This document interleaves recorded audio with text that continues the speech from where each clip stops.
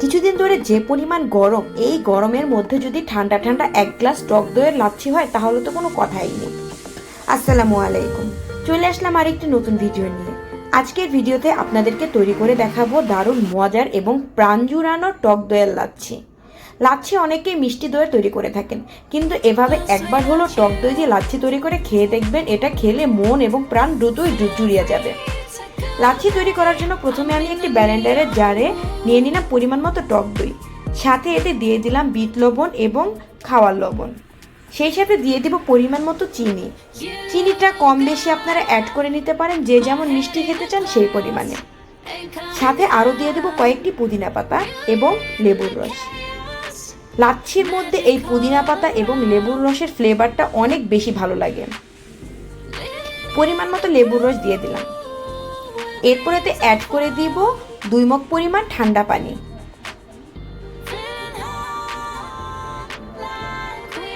পানি দিয়ে এটাকে খুব ভালোভাবে আমি ব্লেন্ড করে নিব। আমার ব্লেন্ড করা হয়ে গিয়েছে। এবার যে গ্লাসে সার্ভ করব সেই গ্লাসে ঢেলে নিচ্ছি। যারা আমার ভিডিওটি দেখছেন, আমার ভিডিওটি ভালো লেগে থাকলে অবশ্যই আমার চ্যানেলটিকে সাবস্ক্রাইব করে দেবেন, এবং যারা ফেসবুক পেজ থেকে দেখছেন প্লিজ আমার পেজটিকে একটি ফলো দিয়ে রাখবেন। লাচ্ছির সাথে এবার অ্যাড করে নিব কিছু বরফ কুচি।